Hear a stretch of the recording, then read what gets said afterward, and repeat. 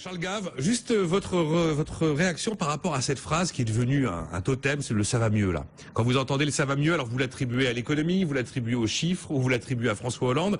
Je l'attribue surtout au fait qu'une élection présidentielle est en train d'arriver, non? D'accord, donc c'est purement politique et vous... Purement politique, si vous voulez, je viens dans cette émission quoi 2 fois par an. Un peu plus, allez, 3-4. Peut-être 3 fois si tout va bien. Et j'ai eu l'impression qu'à chaque fois que j'étais ici, on était à la veille de redémarrer. Si vous voulez, il n'y a pas une fois où je sois venu ici où la France n'était pas à la veille de redémarrer. Donc, je considère que, si vous voulez, on est à plat. Il se passe pas grand-chose. Un coup, un trimestre est bon, un trimestre est mauvais. Les sociétés qui sont bien gérées, qui n'ont pas affaire aux États, gagnent de l'argent et montent en bourse. Les sociétés qui sont mal gérées et qui vendent leurs produits à l'État se pètent la gueule. Et ça me paraît parfaitement cohérent dans un monde où on est géré n'importe comment, quoi.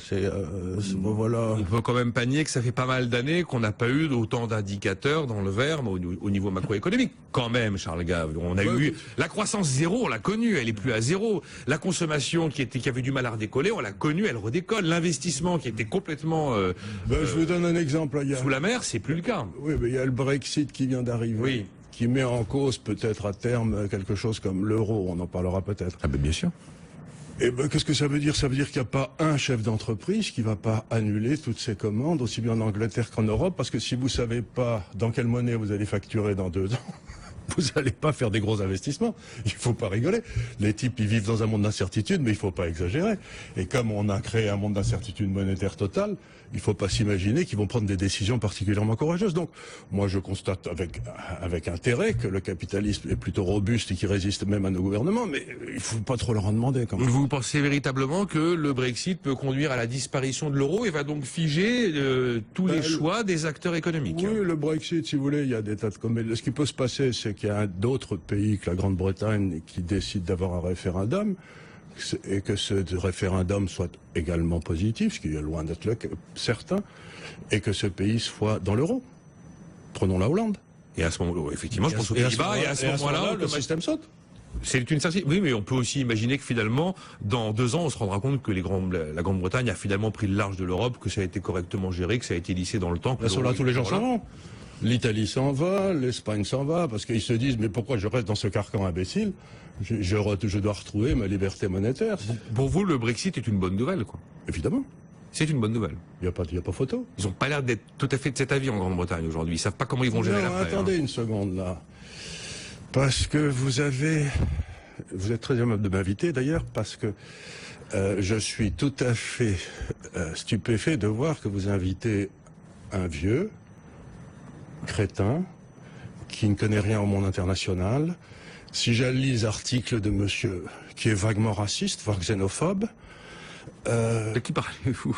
Je parle, si vous voulez, quand vous lisez les articles de Minck, d'Attali, de BHL, les partisans de la sortie de l'euro, les partisans de la sortie de l'Europe sont des crétins, xénophobes.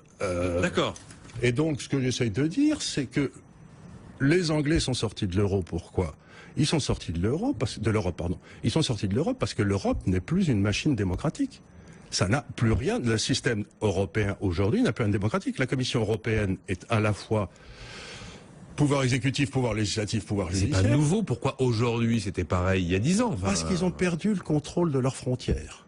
C'est là où se passe le vrai drame, si vous voulez. C'est que les Anglais ont été toujours le peuple le plus tolérant du monde, mais ils laissent rentrer qui ils veulent. L'idée que quelqu'un d'autre qu'eux puisse décider qui va rentrer en Angleterre, je vous donne un exemple qui est tout ça. Ils ont quand même toujours été hors Schengen, les Britanniques, leurs frontières ont quand même été un petit peu maîtrisées. Mais non, parce qu'ils avaient cette obligation d'accepter tous les types qui étaient du marché commun. Oui. Tous. Et bien, qu'est-ce que ça veut dire? Ça veut dire, comme ils avaient pris, du point de vue électoral, la décision de ne pas faire entrer plus de 300 000 étrangers, les 300 000 venaient de Pologne, de Tchécoslovaquie, etc. Ce qui fait qu'ils pouvaient plus avoir leur rentrée habituelle, qui venait d'Australie, de Nouvelle-Zélande, du Canada, des États-Unis, parce que ils avaient mis un numerus clausus sur les immigrations.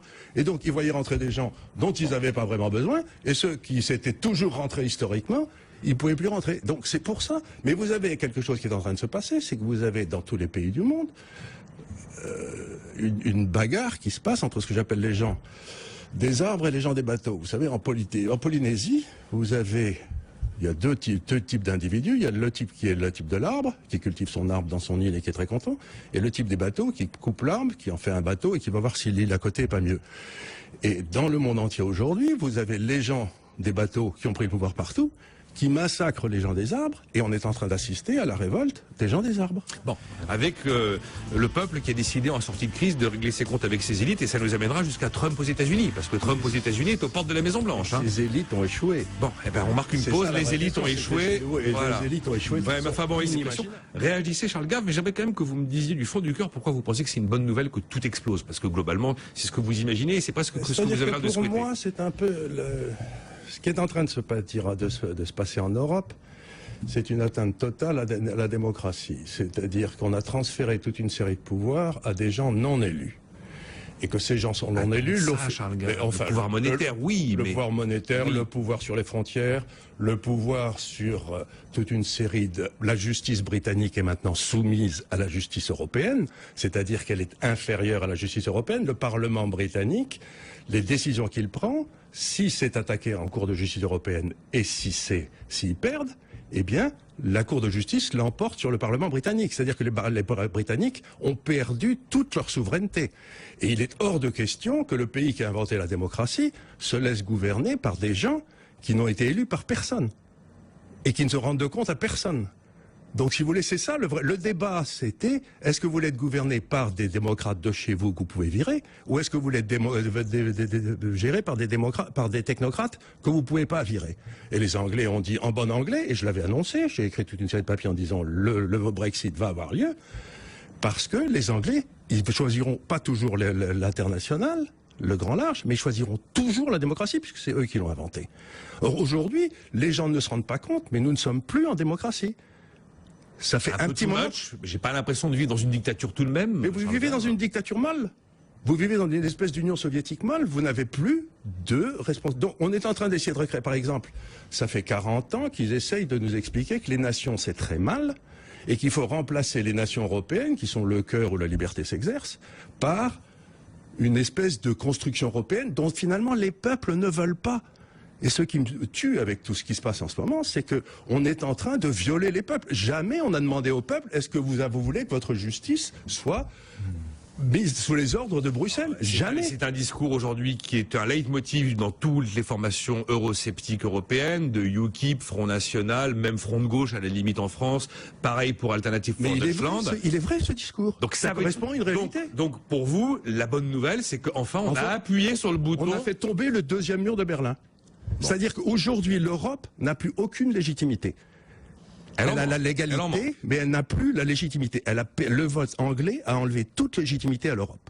C'est fini. L'Europe aujourd'hui est un truc de fonctionnaires, fait par des fonctionnaires pour des fonctionnaires que le peuple déteste. Et maintenant, ils ont perdu la légitimité. C'est exactement comme quand Solzhenitsyn a publié L'archipel du Goulag. La Russie a gardé sa légalité pendant 10-15 ans, mais la légitimité était finie. Aujourd'hui, l'Europe n'est plus légitime. Voilà ce que j'essaie de dire. D'accord, l'Europe n'est plus légitime. C'est quoi la suite? C'est quoi la suite avec une Grande-Bretagne isolée et affaiblie économiquement, peut-être un peu durablement quand même. Et puis effectivement, je n'ai jamais vu un pays affaibli par un accroissement de sa liberté. Ouais. Jamais. Ça n'existe pas dans l'histoire. La monnaie est au plus bas depuis 35 ans. Hein, qu'est-ce que ça peut foutre, la monnaie? C'est un prix comme un autre. C'est un prix comme un autre, d'accord, effectivement. Ça rend les entreprises, ça rend les entreprises anglaises plus compétitives, c'est tout ce que ça fait. Donc ça veut dire que selon vous, là, faut acheter la bourse anglaise. Le rejet d'Europe va s'imposer à peu près partout. Mais c'est automatique puisque vous êtes en train de violer les nations. D'accord. Bon, qu'est-ce que comment vos réactions, Éric Heyer, Laurent Wronski, à ce discours assez sombre? Pas du tout. On retourne vers la liberté.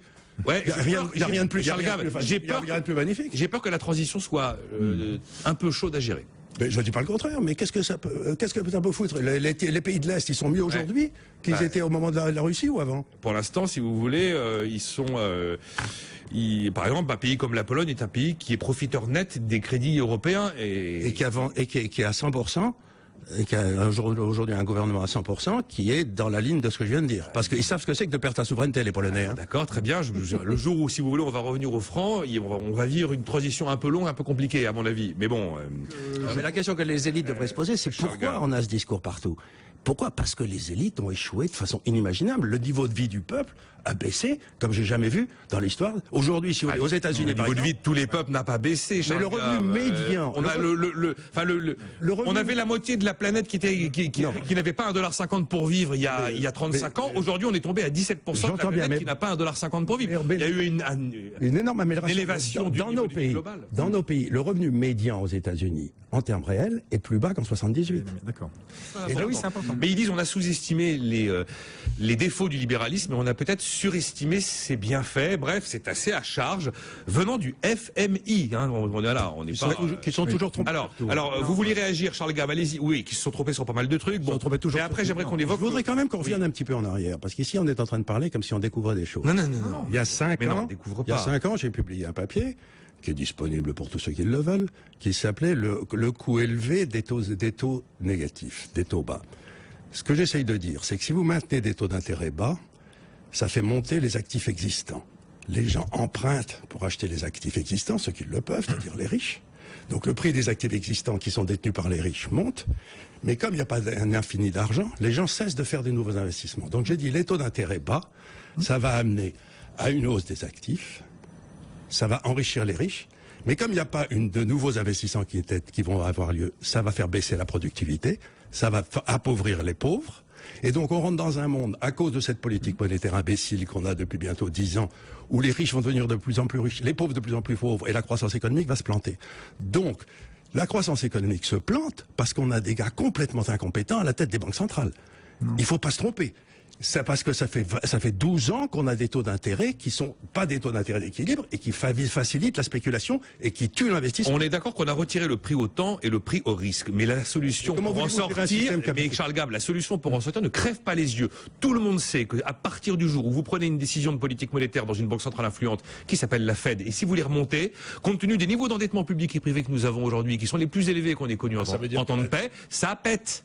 Ben, ça veut dire qu'il faut simplement... Alors, les Anglais sortent, ça pète, ça pète. Oui, je veux bien qu'effectivement on fasse... on appuie sur le bouton rouge. Si vous avez des faux prix partout, ça pètera un jour ou Oui, l'autre. mais effectivement, je vous dis pas que c'est ça. Je vous dis pas que c'est ça. Ça pètera. C'est pas ça non plus. Plus vous attendez, plus ça pètera fort. C'est pour ça que je voudrais juste dire 2 choses rapidement. Ce qui a fait la paix en Europe, c'est NATO. Hein. Ça n'a rien à voir avec l'Europe. C'est le fait qu'il y avait eu 500 000 troupes américaines qui étaient face aux Russes, et c'est ça qui a fait la paix en Europe. L'Europe n'a rien à voir, c'est pas les avocats à Bruxelles qui nous ont empêché les Russes de rentrer. Bon, quand même. La deuxième chose, c'est que personne n'est plus européen que moi. Vous avez 2 Europes.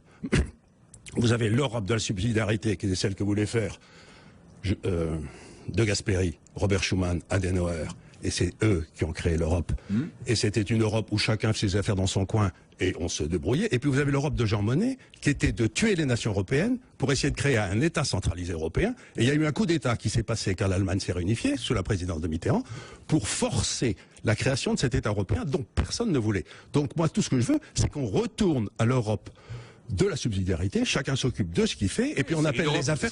Donc personne n'est plus européen que moi. Je dis que les gens comme Jean Monnet et Trichet, qui sont dignes successeurs, ont tué l'Europe. C'est ce que j'ai écrit dans mon premier livre. L'euro va tuer l'Europe. Alors vous n'êtes pas le premier à le penser. Effectivement, il y a l'Europe mercantile qui est une boutique vision relativement thatchérienne et allemande. L'Europe de 1250, l'Europe chrétienne de 1250 était une merveille de civilisation. C'était pas une Europe mercantile. Hein. C'est celle qui a fait la Sainte-Chapelle. Mais je pense, Charles Gave, que la logique des coups de pied dans la fourmilière pour passer à autre chose, si on gère ça comme ça va très mal se passer. Voilà. Il y a des moments où il faut, à partir du moment où vous rentrez dans une dictature, il faut. Vous pouvez pas appeler. Comment ça? À partir du moment où votre système de justice décide et est superposé par un autre système de justice qui n'est contrôlé par personne, ça s'appelle une dictature. Si vous n'avez plus le contrôle de votre justice, vous êtes dans une dictature. Et l'Europe a pris ça sur elle. Il y a un auditeur qui s'appelle, il se fait appeler Vivre à Montrouge. Il dit: je suis d'accord avec Charles Gave, soit l'euro devient fédéral et démocratique, soit la zone euro explose. C'est pas votre avis? Vous n'êtes pas fédéraliste. Non, mais pour que l'euro survive, il faudrait que les Allemands transfèrent 8% de leur PIB année après année. Voilà. Oui. Donc, si vous voulez, ils ont explosé. Quand on leur a demandé les réparations après la Première Guerre mondiale, l'Allemagne paiera, c'était 2% du PIB, ils ont refusé. Vous croyez qu'ils vont accepter 8 pour que les Français aient 2 fois plus de fonctionnaires que les Allemands? Non, un changement de gouvernance. Il faut trouver comment tuer l'euro et sauver l'Europe. C'est ça la vraie question. Il faut savoir comment tuer l'euro. C'est pareil, il fallait sauver les banques, mais pas les banquiers, n'est-ce pas, Charles Gave? Oui, mais les banquiers, on les aurait mis en prison, ça aurait beaucoup restreigné la population. Ça aurait été très très bien. Donc endettons-nous aujourd'hui, profitons-en, pour financer une relance avec de la dépense publique, parce qu'aujourd'hui nous sommes en panne d'idées pour faire autrement et pour essayer justement de gérer cette transition sans forcément appuyer sur les boutons rouges partout où ça peut devenir Je nucléaire. vais essayer de répondre de façon la plus simple possible. Il y a deux sortes d'économistes. Ceux qui croient que la croissance vient d'une augmentation de la dépense publique. Je les renvoie à l'URSS pour voir le succès. Et la deuxième, c'est ceux qui pensent que la croissance vient des entrepreneurs. Il y a un type qui s'appelle l'entrepreneur qui prend les risques, qui est une espèce qui a l'étincelle divine de la création. Et la réalité, si vous voulez, c'est qu'aujourd'hui, les entrepreneurs sont massacrés partout. Aujourd'hui, il y a 800 000 pages de régulation. Ils ne sont pas massacrés par les impôts, ils sont massacrés par les régulations. Et c'est aujourd'hui, pour la première fois dans l'histoire du monde, le nombre d'entreprises créées aux États-Unis, année après année, par des jeunes, baisse. C'est-à-dire qu'il y a une contraction. Il n'y a plus de création d'entreprises. Chez nous ça monte. Enfin bon. Oui, parce qu'on n'a pas fait tout un système. Donc ce que j'essaie de dire, c'est que si on ne peut pas toucher à la monnaie, si on ne peut pas toucher au budget pour des raisons X, Y ou Z, il faut libérer les entrepreneurs. Mais comme des fous. Ça veut dire moins de normes, moins de règles, moins d'impôts. Non, mais Il faut ça... qu'on leur foute la paix. Oui, non, mais celui qui est en train de dire que l'investissement public n'a pas de rendement positif, ça n'existe pas. Enfin, on voit bien que les multiplicateurs, même, souvent montent au-dessus de 2. Donc ça, on le sait. Donc si l'endettement d'aujourd'hui sert à faire de l'investissement demain, bien sûr que ça sera rentable. Et il faut le faire aujourd'hui parce qu'aujourd'hui, on a des taux d'intérêt extrêmement faibles et que tout le monde est d'accord pour dire que on est aujourd'hui dans un monde en insuffisance de la demande. Donc c'est ça qui est un projet qui peut faire à la fois un élément de court terme et de long terme. Vous dites que tout le monde est d'accord, je suis pas d'accord du tout. Bon alors ok, alors le FMI, l'OCDE, la Commission européenne. Ils sont toujours trompés sur tout. Ah mais bien sûr, bon il y a que vous qui avez raison. Ben, je le sais bien, c'est pour ça que je suis payé très cher. Sans doute. Non mais sans doute. Dans ce métier, c'est parce que je suis pas comme tout le monde. bravo. Oui, c'est tout à fait vrai.